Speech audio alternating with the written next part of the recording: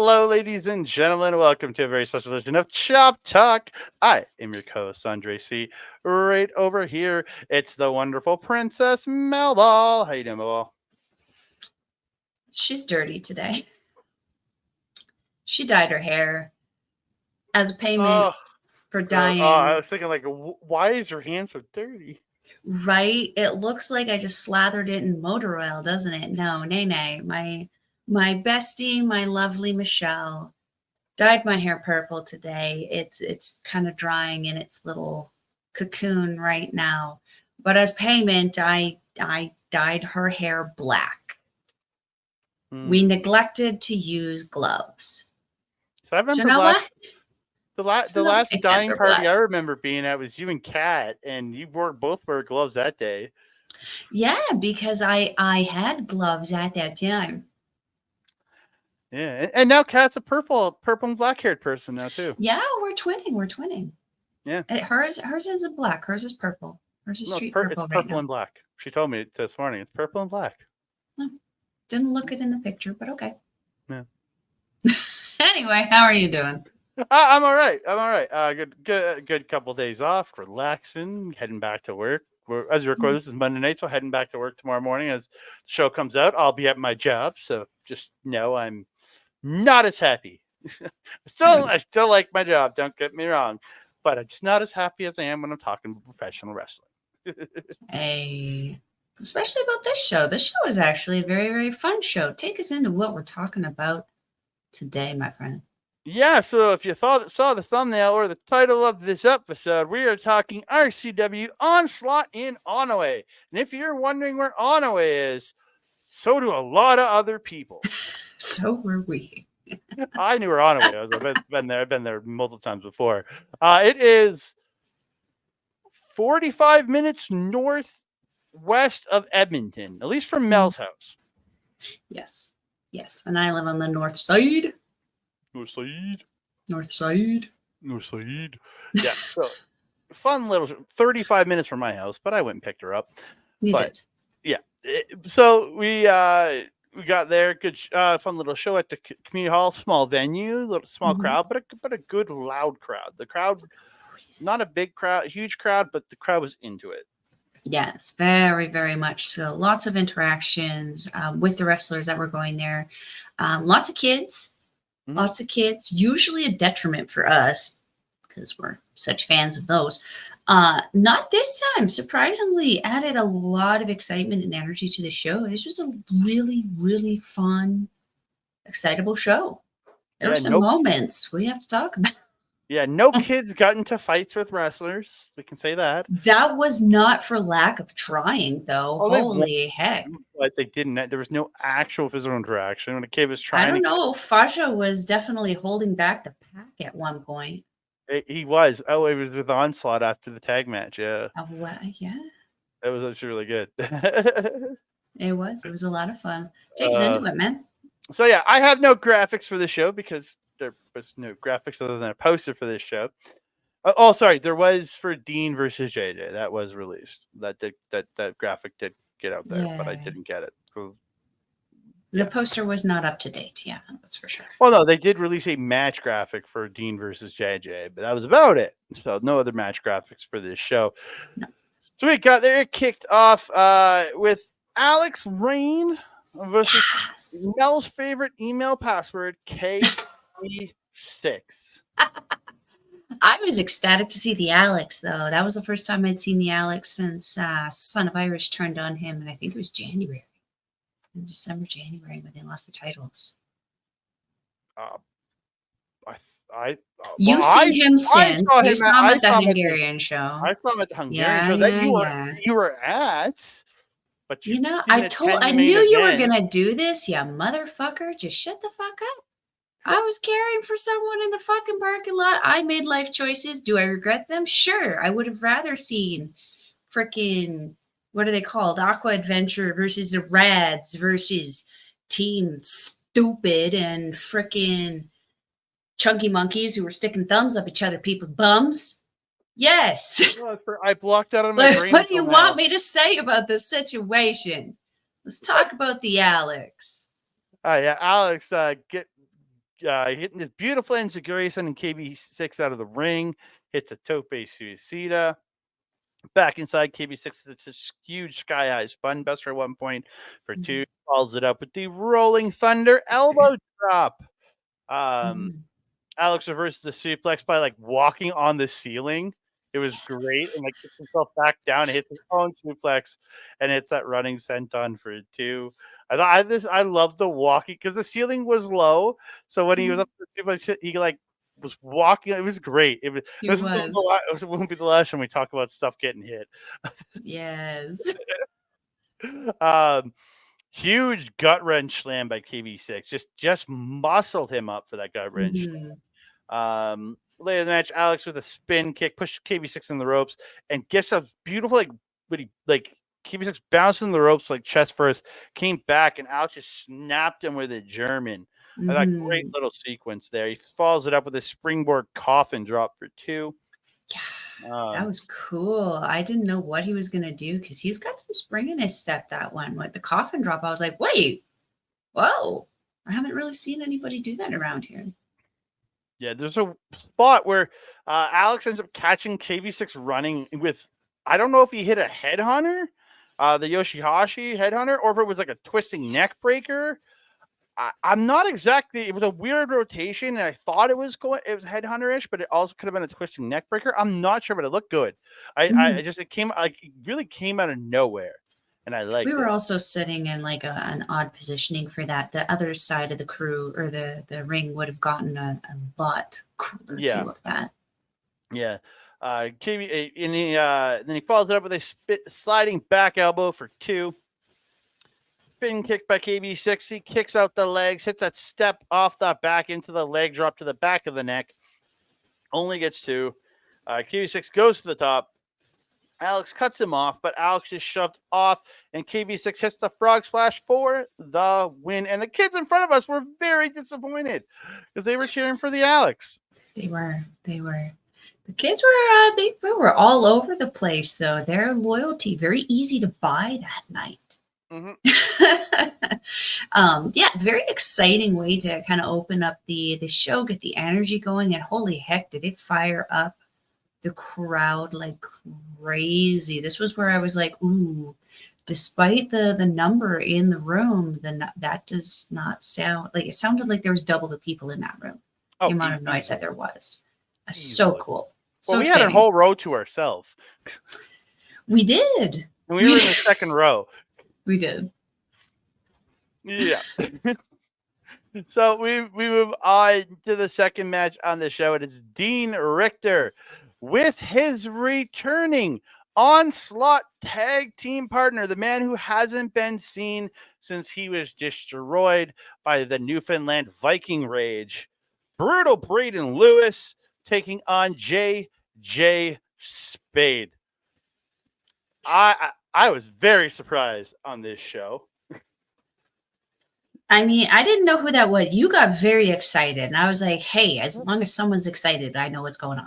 I remember. So in the early days of Backbreaker Media, or before it was Backbreaker Video, it's still Backbreaker Media, but like in the early days of it all, when we were still the Edmonton Sports Podcast Network, or Edmonton SPN for short, so we don't get sued.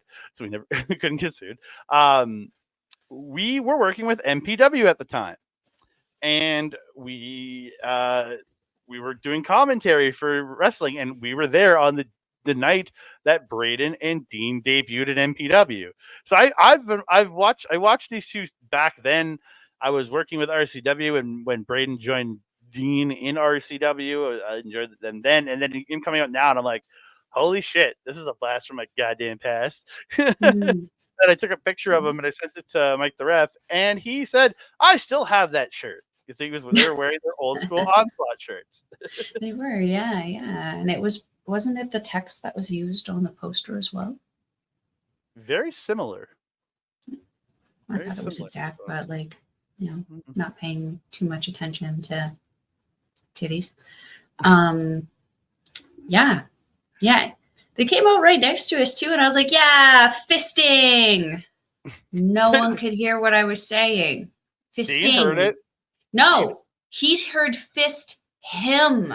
Oh, okay. Worse. To which I say, you bald-headed demons, what is wrong with you? Open thine ears. Because you hear fisting as well as he did. I heard fisting. Fisting. Yeah, that's what I heard. Because that's what he does.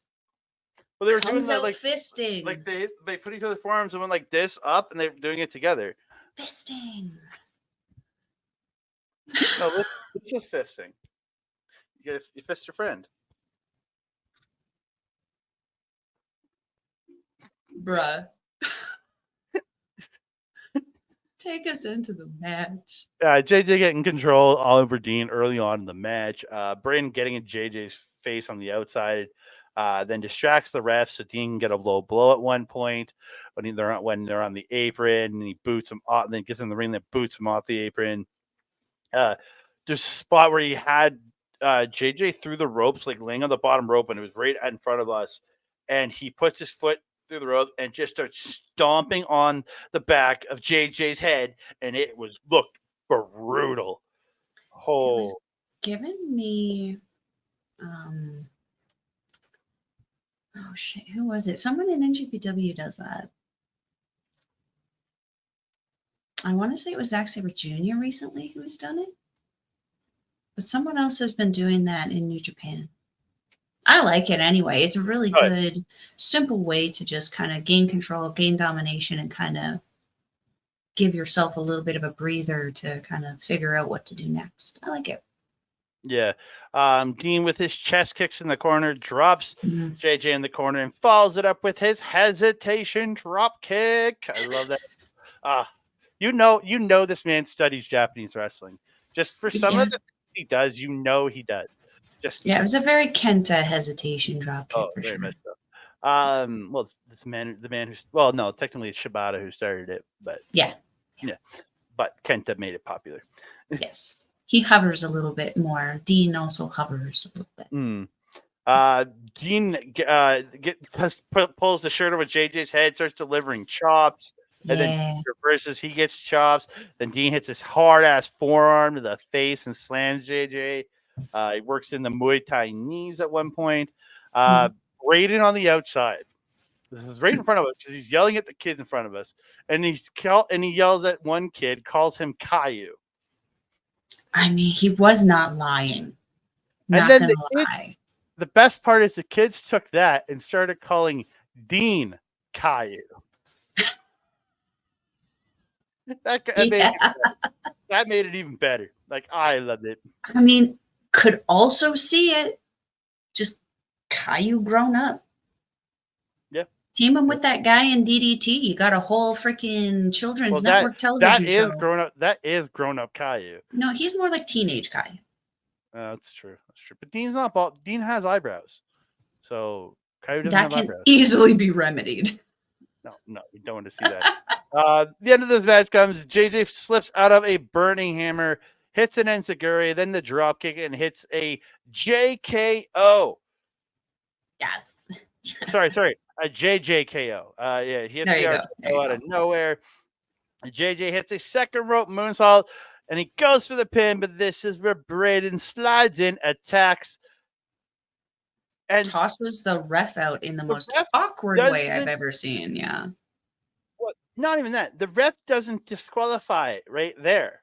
It's not until he was attacked by Braden and then thrown out of the ring by Dean that he decided, and then made it past the entire crowd to the stage. Yeah. So in that point, walking around before he DQs, they then hit a magic killer on JJ, and then the referee decides, you're disqualified.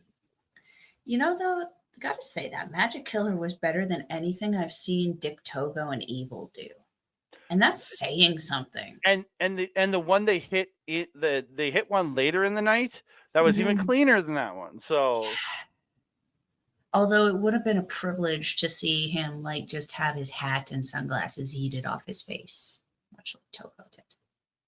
True. Yeah. So, then sadly, Steven Styles makes the save, running off Onslaught, and then he decides to say some choice words to Dean and Braden, insulting them and certain life choices they might be making. That in 2024 you don't make those. You don't shit on people for who they are anymore. Come on, it's not PC. It's not PC. I couldn't understand a word he was saying. Just remember, Steven Styles is not PG. Yeah, it might be advertised as a family show. Every other match will probably be a family show, but if Team Steve is involved in anything, I guarantee you it goes up to an X rating at that point. Yeah, more like an F rating for me, but a failure. Oh, okay. I was like, don't think I know that one. Not too privy to that. So Squiggy makes a tag match for after intermission between himself and JJ Spade versus the team of Onslaught of Dean Rictor and Braden Lewis. I mean, Braden was already dressed anyway, so he was ready to go. He was. They even matchy. I was like, okay, and both gear looked very new. Like I don't remember seeing that exact gear from Dean before. It was not a vibe for me. I wasn't a fan, but at least they matched. If they're going to be a team, and at least they matched. Yes, it's not like some other teams where you have two styles that is just weird and clashy. Mm-hmm. They matchy. Unless you're with Gussie, then it really doesn't matter because Gussie just classes everything up. So it's fair. That's fair. He does. With that nice brown blazer. That's right. And jeans and those cowboy boots. So we move on to what was a one-sided ass kicking. We get we get Shaun Martens with his Magic Martens show before the match. That Mel called it. Well, tell me it wasn't. He had his music on and everything. He even got paid. I think it might have been Mel's favorite part of the show was Magic Martens. She was really into it. No, that was not my favorite part of the show, but continue. Yeah. And he's taking on I'm very sure making his RCW debut in Redbeard. I found out he was an MPW guy. Oh, okay, was he? Okay. Or at least that's what I was told. That's probably why I've never seen him before because he's MPW. I don't go to MPW anymore. So I wouldn't have seen him. I don't go there, so I can't. I've seen a guy if I don't go there. I'm not shitting on the promotion. You know who you should ask? Who would definitely know? Your good friend Ronnie. Ronnie would know. She was recently at an MPW show. I don't want to talk to Ronnie, right? I don't want to talk to Ronnie. Rude. Come on, she doesn't remember anything. She's drunk by the time she has a show. She doesn't remember anything. Love you, Ronnie. Rude. Anyhoozles. So Martens just starts beating the hell of Redbeard. Redbeard does end up sending him out, and he accuses Redbeard of pulling his hair.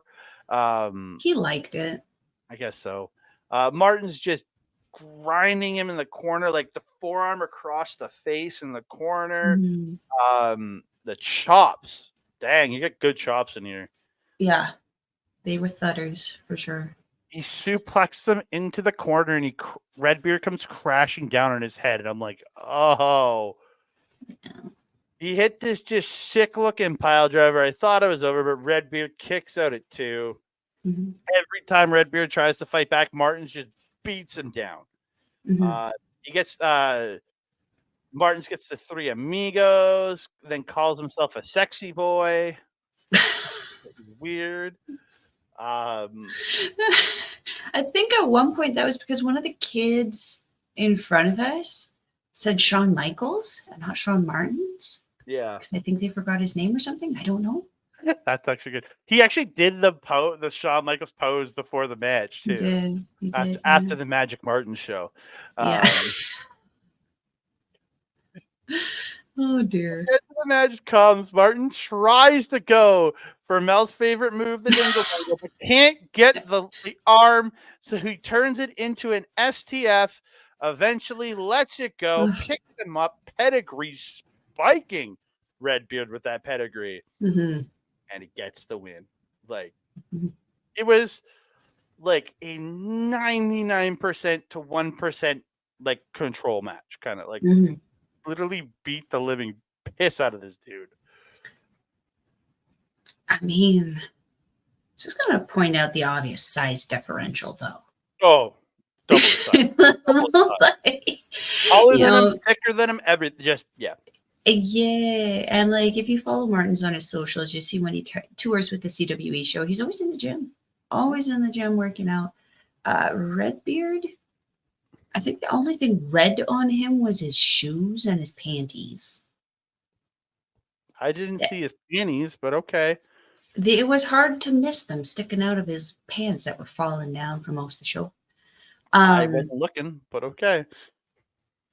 Anywho, yeah, this, as you said, this was very much a beatdown kind of match. This was also where I saw the interaction with the crowd really kick up. Martens would beat the shit out of Redbeard, go down into the crowd, start yelling and beaking at people. Couple, seconds later, he'd turn around, realize that Redbeard's stirring, get back in there, kick the crap out of him a little bit more, go back out, start antagonizing people on the other side. It was very much, this was the perfect show for these guys to really gain some fans and really interact with the crowd and just have some of those once in a lifetime kind of moments. And like, I guarantee you, he made some of those kids' nights.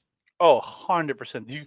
I saw, even with Martens and a person we're going to talk about in the next match, these kids were running over getting pictures, buying merch. Yeah. They were having the time of their lives. Even though Martin was the biggest dick, they loved meeting him because he was the biggest dick in the world, and they loved him for it. Yeah, like, very good character work on that one. So, yeah. So I tell Martens this every time I see him. Dude is one of my favorite heels in professional wrestling. It's him and Andy Anderson. They're just the two guys that I feel are just the two best pure heels in the business, just because of how committed they are to just being assholes. Committed to the character and committed to the character work, because there's a very fine line that you could cross very easily, especially in 2024 with everyone being such daisies with their just easily offendedness. But like him and Andy both seem to be able to figure out a way that is so antagonistic without being offensive. It's very interesting. Yeah, they're both very good at that, man. Teach Squig. I would love to see an Andy Anderson, Shaun Martens tag team at some point. That would just imagine the heel and hate that would come from that tag team. What would you call them? I don't care. The Gods of Ooga Booga? Oh my God, yes.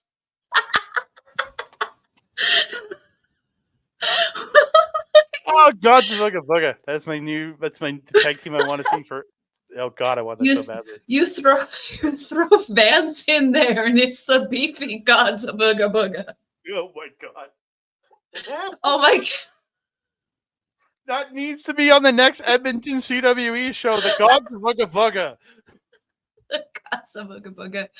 The beefy Gods of Ooga Booga. The Gods of Ooga Booga need to be on the next CWE show. I'm pitching that to Martens. Martens, you can take this. I want credit for it, though. Yes, but give us a little bit of credit. But please work to get that on the Edmonton show. I need the beefy Gods of Ooga Booga. They got 2 months. Isn't that show the end of November? I know. It's only 2 months away. I want to see it's November 22nd that the show is. Yeah, somewhere in November. I'm down to see that. This beefy Gods of Ooga Booga. Let's go. Yeah, put them up against the Radz. Let's go. The beefy Gods of Ooga Booga versus the Radz.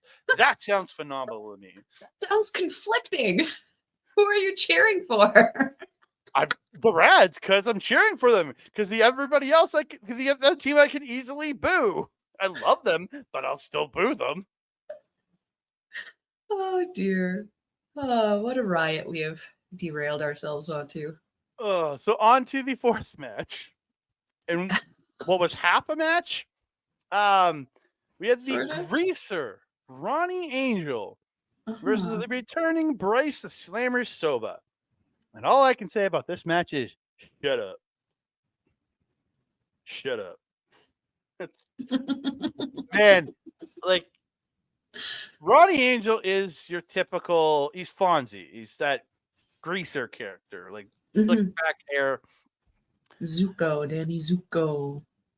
But a bad guy. And man, Zuko wasn't a good guy. Yeah, but he was technically the hero of the story, wasn't he? Technically, where Ronnie is a hero of nobody's stories.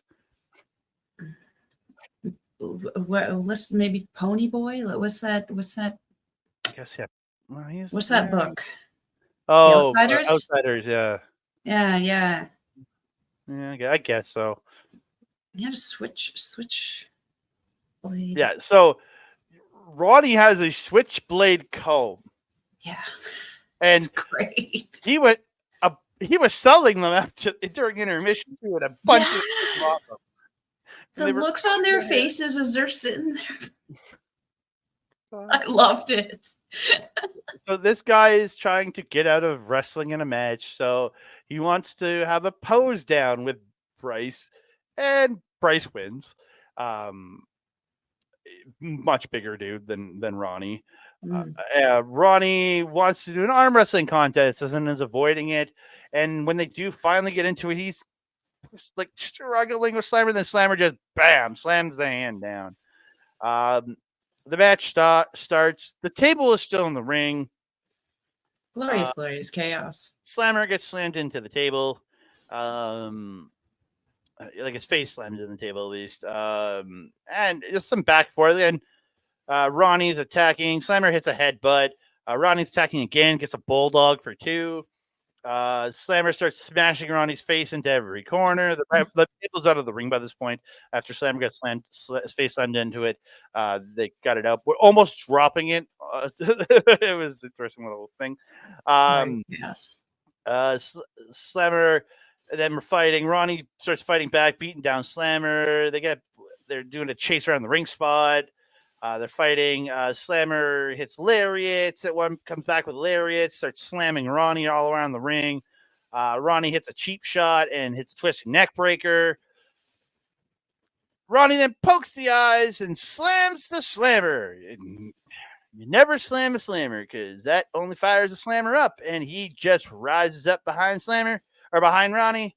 Ronnie turns around, gets him by the throat, chokes Slammer for the win.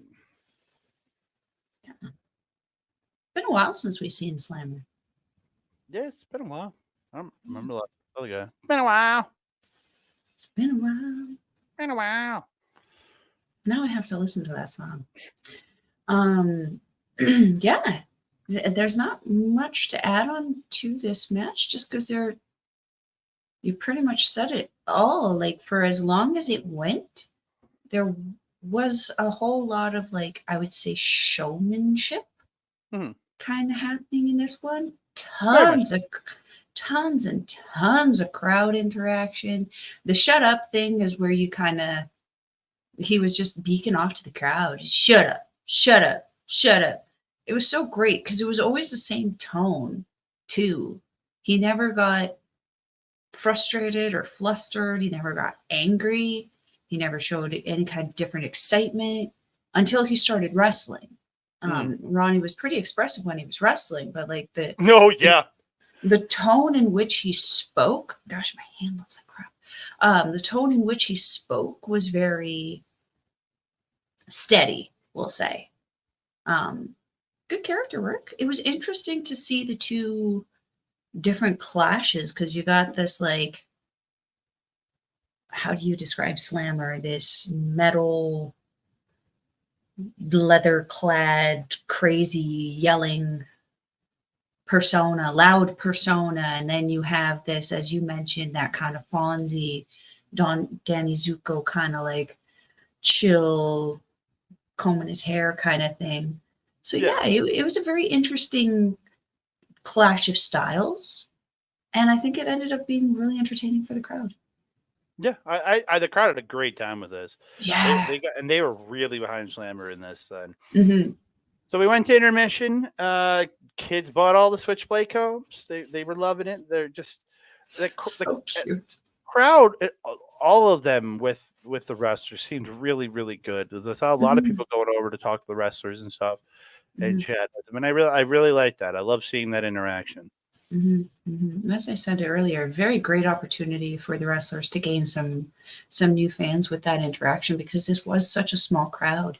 There was that opportunity for interaction both in the intermission and during the show that just made the show so much fun. Oh, 100%. 100%. I got my shirt. I got my shirt. Yes. Got a Nasty shirt. Yes. Yeah. So yeah, we come back from intermission. And we're into the tag team match. It is Onslaught, the team of Real Talk, Dean, Rictor, and as we called him back in the day. I don't know if he's got a new nickname. Brutal Braden Lewis, taking on the team of J Spade and one half of your RCW Tag Team Champions, Steven Styles. Styles and Braden, like Styles trying to run into Braden with the shoulder blocks and just not being able to do it was actually really good. But eventually he does kind of get him off kilter, drops him with the shoulder block, and then he picks him up and slams Braden because Braden is a big boy. They touched guts. Oh yeah, there was a spot where they're getting to his face and their guts are like pressing into each other, and I was laughing my ass having to off. lean forward a little bit to get in each other's faces. As a big man, I know that problem, but and as a big man, I can laugh at that because I understand the problem. Yeah, I've been there, done that. I have the t-shirt still. JJ monkey flips Dean across the ring. It looks so good. Yeah. So good. The spot where he sends Dean and Braden on the floor, and JJ goes for the tope suicida, and Braden just nope, and just Steven Styles away, letting people crash to the floor, which I've seen Steven Styles do multiple times. Oh, I was gonna give him the credit of saying he Samoa Joe'd him, but okay. Oh no, he's Steven Styles because it was more like, oh no, I don't want to get hit. It's not like, oh screw you. Joe's is more like a Steven Styles is like, oh don't hit me. And that's what Braden was. Like, oh, don't hit me! But he let Dean take the entirety of the tope suicida. And that's why I call it a Steven Styles versus calling it a Samoa Joe, because he just got the hell out and let his partner take all of the hit. I've seen Steven Styles do that multiple times, letting his partner take all of the dive. Oh dear. Braden holding JJ up on the ropes for Dean, and they do that hop where he hops over Braden's back, landing on the lower back of JJ elevated. Look, I really like that move. Yeah, it looked really good. And then they pick him up for the backdrop neckbreaker combo. Onslaught, they're double teaming and beating up on JJ throughout. They had the double running corner face wash, a la TJP, but it's like a double one. I liked it. Was that running boot? Was that what they called the booty thing? Where they both were running from separate corners at him and booted him. Was that when I turned to you and I asked if they just called it the booty call? Oh, you're right. They hit the booty call. That was it. I think that's what they called it. Yeah, because I was like, did they just say that? I think so. I didn't write it down. God damn it, I didn't write that down. I'm glad I remembered. I was sure in a state. Yeah, JJ's gets fighting back. Braden ends up dropping JJ, though, and hits a senton. JJ ducks. Dean's attacking. Dean punches Braden in the face. JJ hits. Dean hits with a tornado T Styles in, taking out both men with lyrics and splashes. Braden fights back in Styles. JJ gets tagged back in. Dean hits a spinning forearm to Styles, taking him out. They low blow JJ Spade with the ref distracted, and they hit the magic killer. And Braden Lewis pins JJ Spade for the win. And they got the hell out of that ring as fast as they could. And then they had a bunch of children across them. And No, sorry. What The is children it crossed with the children crossed them earlier in the day, but them have like literally one of the fathers of these children was holding all these children back, and like 5 of them, at least 5 or 6 kids, yeah, he was and holding back it, single-handedly. it was great. And then Braden is holding back Dean from trying to fight the kids, and then all of a sudden it shifts, and then Dean's holding back Braden from trying to fight all of the kids. It was so good. It was so good. Glorious, glorious chaos. But even on the way out on this one, they still were yelling, getting in the kids' faces on the way out because the kids jumped up and started yelling at them, and What is it with Dean Rictor and the kids? Because it was Dean Rictor at the last RCW show at the Norwood too. Oh, with the kid who tried to punch him in the balls. Oh, yeah. And they got Didn't he successfully punch? Oh, no, kicked him in the balls, and then he tried to like right hook him as he went to the mat. He tried to right hook him. He just missed right hooking Dean. That was what it was. Yeah. What is it with Dean and these kids? The kids just don't like Dean. They don't like fisting. You said it. They don't, or the booty call apparently. And then after the match, Styles helps JJ up. They shake hands, but then Styles, like he does because he's a scumbag human, there it's JJ Spade. He's a scumbag human, and you can never trust a guy named Steve in RCW. Right? Yeah. Team Steve. Can never trust Steve. Steven it up. Can't trust Steve Wild. Can't trust Steve Styles. And you can't trust that American Steve. I can't remember his last name right now. Rivers. Steve the women's Rivers. Champion. Yeah. It's retire that belt. No. I don't care what year it is. Retire that belt. You got one woman in the company. Retire the belt until you got more. That's true. I mean, he might have bigger tits than all of the women collectively that were in that locker room. But we're not talking about that. We're talking about how rude Steven Styles is. We even told him he was rude. So rude. You're rude. Rude. Such a rude dude. I love JJ though. Now we gotta fight him, and I have to JJ worked so hard tonight in the singles. Oh God, yeah. Match. I love the guy. It was JJ night, and I'm so annoyed. We made it halfway to Onoway, and I was like, I forgot our JJ signs again. Hey, so JJ, in your house. You could keep them in my car. They're literally right behind me. To bring them downstairs next time, so we don't forget. Why? So they can be attacked by the fucking spiders in my house. I mean, like the next time we're going to an RCW event, which is September 20th, make sure you bring it downstairs so that I see it. Make sure that JJ Spade is also booked on the 20th. I feel like he'd be there. You can't have an RCW show with a JJ Spade. Come on. Right now, as long as he's healthy and good, we warmly request to see JJ Spade at the 20th. Yes. So that we can bring our signs. Yes. JJ. It's this way on screen, isn't it? This way? I don't know. Bang, bang. Bang, bang. JJ. He's not the Bang Bang Booty Gang. Come on now. So we move on to the main event of the evening, and it is an RCW Hardcore Championship match. It is everybody's favorite Radz Rich King. There we go. What's the forgetting? Rich King taking on your RCW Hardcore Champion, Nasty Nate Nixon. We were so close. So close to getting a Rich. He came out. We're like, he's like, what are you? He literally goes, you two are here. We're like, yeah. What else are we going to do on Saturday night? We touched together, and then he came down, but he went, no, never mind. And he walked away. I was very disappointed. Love of my life, Mitch Clark. Violent tip touches. He did give us the violent tip. Mitch violent tip touch me, you, twice. And Andres, and that was it. He only violent tip touched twice, us, and that was it. Show.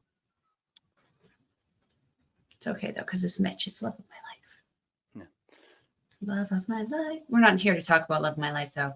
We have to talk about about Nasty Nate and how excited he was to just get into that match, so much so that he almost destroyed the place.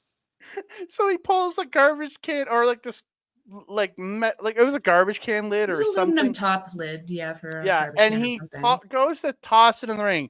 And to his credit, they placed the ring right Oddly. next to a ceiling fan spinning on the roof, and it was kind of over the ropes, so you couldn't really like that one center space. You couldn't really use. Rich almost got a haircut at one point.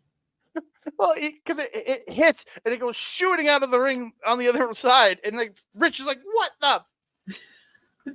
We were like, "What the?" We even got that on camera. It was great. It was So hilarious.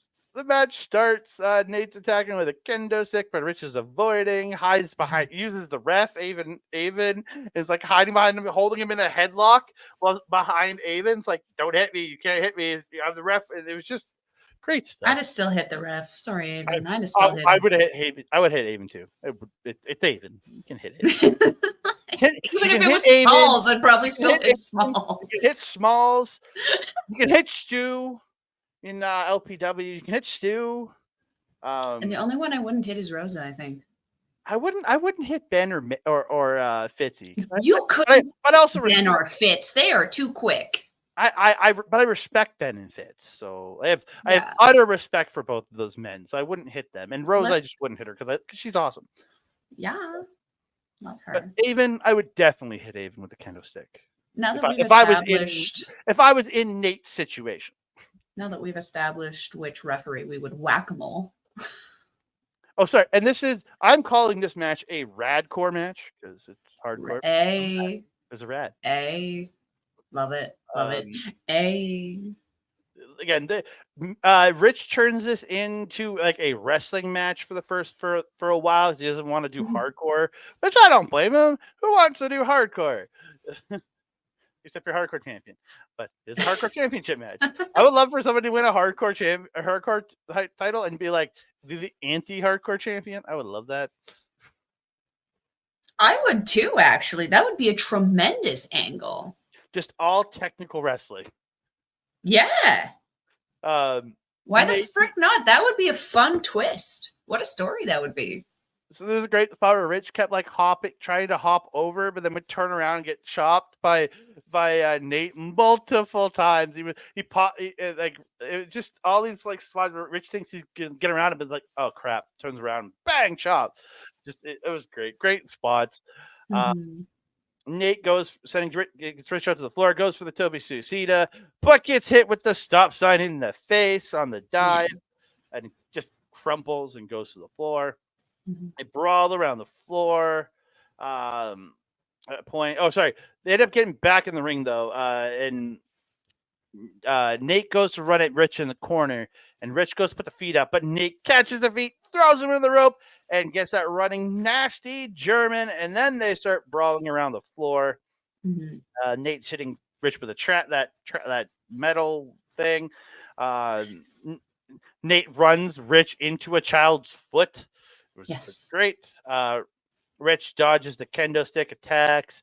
He sends Nate into the chairs. He then buries Nate in chairs, and he goes I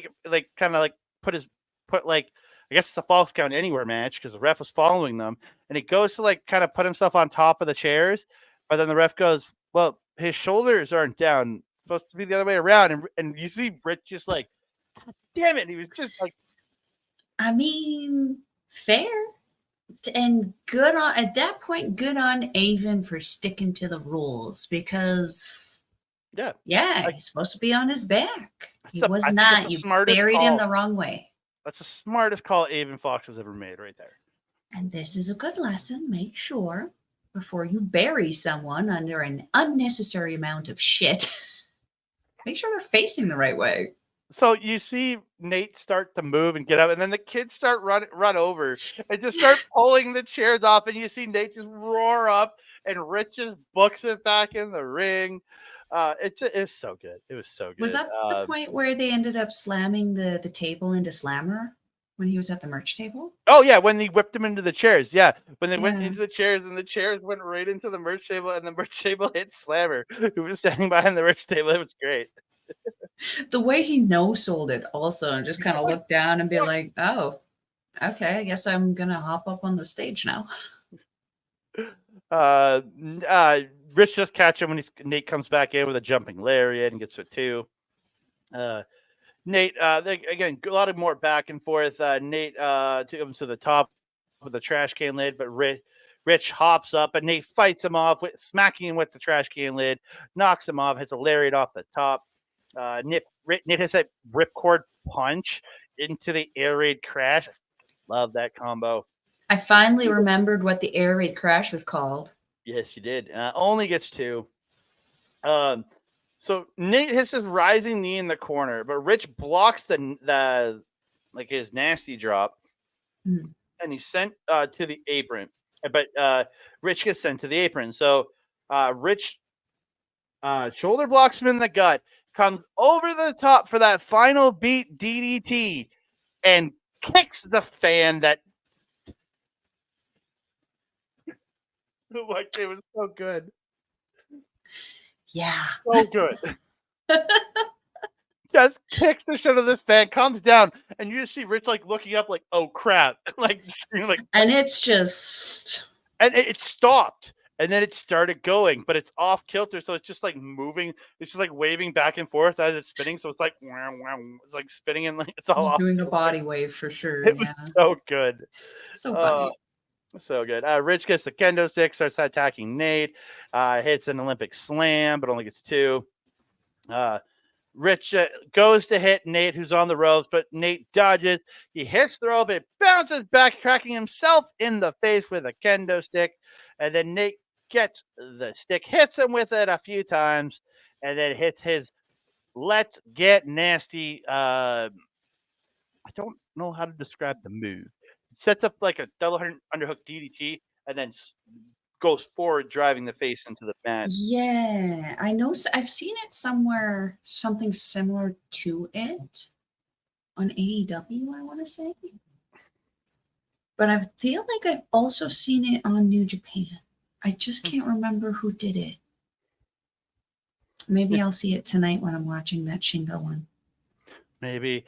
So, yeah, he hits Let's Get Nasty, and he gets the win. After the match, Nate gets the kendo stick back, and as Rich is leaving, he smacks Rich in the butt with the kendo stick. And then Nate gets the mic after, thanks the crowd. Really good. Just thanking the crowd coming out and supporting them and helping them do what they do. And just great show overall. I had a blast with this show. Yeah, like I said, the interactions in this crowd were just so great because the crowd was so small, but so on fire for these guys, and they put on a great show. Yeah, there's not much more I can add to that. I had a lot of fun with that main event. We got our nasty section in, got to see Rich, got to see a couple names that we like, got to talk to a few people. It was really fun. Really, really fun. Nice little show. And nice little venue. Nice little town. Mm-hmm. I didn't feel scared outside smoking like I do here. But you had me. But even still, like, I get nervous in Edmonton because Edmonton's on you. It's also downtown Edmonton. I'm little. The muscles don't really do anything. Do you feel as scared when you're at LPW smoking? No. Yeah, because again, better where it's more of like a big complex of commercial buildings, and it's kind of a nicer area too. Plus, it's part of that big building, so there's more people, things like that. Where you're the LPW show, I still feel uncomfortable out there though because there's usually a lot more people outside smoking. Yeah, but that's just your hatred of being around people. Yeah, because they're the ones who make me feel unsafe. Shocking. But you have Kat there at those shows, and you know Kat will beat up anybody. Oh, hell yeah. She'll cut a bitch. My friend Kat is the person when you're like, it's too dangerous, take this with you. She's the one you get handed. She's what they give you. Yep. 100%. So it is about that time to get out of here. You can find me on the X at That Canada Guy, TikTok, Instagram, and Threads at That Canada Dude. You can find me on Facebook at Andre Melball Wrestling Talk, or right here on our YouTube channel, youtube.com/at Andre Melball Wrestling Talk. You can also find us over on A Plus Productions on their wrestling feed as we chat all the Japanese wrestling that we talk about. Our episode of Japanese Wrestling Update that we did last Friday on OLE will now be coming out weekly in audio form on A Plus Production. So check that out. If you want to hear in audio form, you can check it out over there. A Plus Productions.com, along with the rest of our shows any content we're covering, Stardom and everything else, we'll have it there. And speaking of the place she is knowing, it's our friends over at OLE. We want to thank them very much. Our local establishment, twitch.tv/our local establishment, and youtube.com/at our local establishment. You're going to be able to see me there again September 18th. I'll be talking some Marvel coming back. Agatha all along starting up on the 18th of September. Me and my boy Oled will be there for the first 2 episodes on that Wednesday. I will be intermittent throughout the next few weeks. I'll be on some episodes, won't be on others, but there will be special guests to join Ed on those episodes for sure to talk those. And there might be an episode or 2 that I'll be hosting that Ed won't be there for, but we're going to be there. We're going to be talking Agatha all along every week for 8 weeks or 7 weeks, 7 weeks. And then we don't know if there's going to be a 9th episode. The 9th episode had a question mark beside it on when it was going to come out. We don't know if it's going to be a next day drop or what. We on an actual Halloween because the episode 8 comes out on October 30th, and the episode 9 is a mystery. So everybody thinking it's dropping the next day on Halloween. We don't know, but we'll be back to talk all of that. Coming up September 18th, we're going to start there. One more shout out to our boy Mike the Ref over at Backbreaker Video for simulcasting all of My Name Melball's shows. YouTube.com/at Backbreaker Video for that and so much more wrestling content. His watch alongs of AEW are on there. But if you want to see those live, go to twitch.tv/Mike the Ref, where he does his Dynamite Collision and AEW pay-per-view watch alongs every Wednesday, Saturday, and pay-per-view Sunday. You can also find him playing video games every other day of the week there, YouTube. And then you can replays of those, youtube.com/at backbreaker_gaming, where you find content from Mr. PJC, this little guy right here, Rick Jules, and therefore we Quinn guest. Kayla J. My hand looks so gross. Kayla J. Melball, where can they find you? If you're wanting to follow a Melball, you can follow her on the X thing at Collins Melball. You can follow her on everything else: Facebook, Instagram, TikTok, Mastodon, and Blue Sky at Melball Collins. You can also find me on our local establishment's programming, Japanese Wrestling Update with this guy every Friday at 8 p.m. Mountain Time. Unless it's not, I'm going to let you know. But we are going to be live this week because there's no wrestling going on in Edmonton, surprisingly. At least that we're interested in on Friday. I don't think there's anything going on.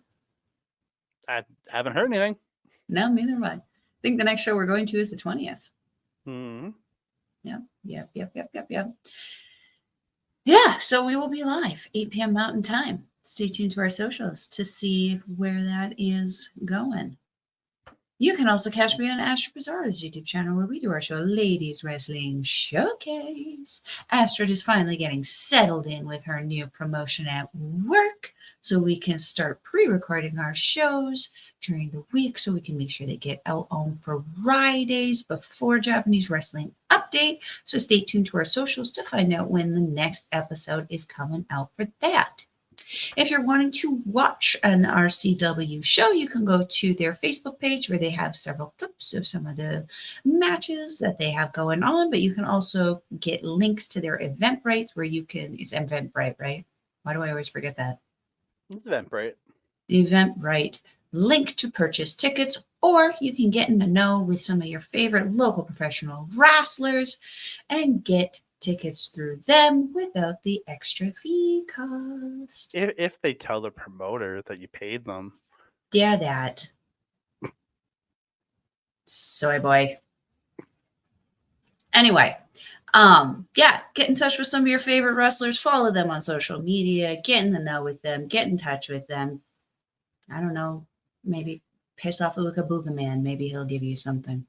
Ooga Booga. The gods of Ooga Booga. The beefy gods of Ooga Booga. That's what everybody wants. More beefy gods of Ooga Booga. More beefy Ooga Booga. Yeah. Jesus. What have we started? Andre. Beefy gods of Ooga Booga. Beefy gods of Ooga Booga. Without stealing my outro, do you have anything else to say to the beautiful people? I would never do that. What are you talking about? I just want to thank all y'all for tuning in. Whether thank you for tuning in. Whether you're listening on Andre Melball Wrestling Talk, whether you're listening on Bagburger Review, thank you so very, very much for tuning in. We really do appreciate it. Please like the video, subscribe to the channel, comment down below because we love hearing from you. We love talking to you about all the professional wrestling that we watch. We want to hear your opinions and thoughts on everything that we're talking about. Don't forget to share us out to all your friends, family, and just weird little short people that just annoy the piss out of you. And don't forget to call those children. No. I'm talking about very short adults. And don't forget to hit that notification bell so you can be alerted every time we drop a new video.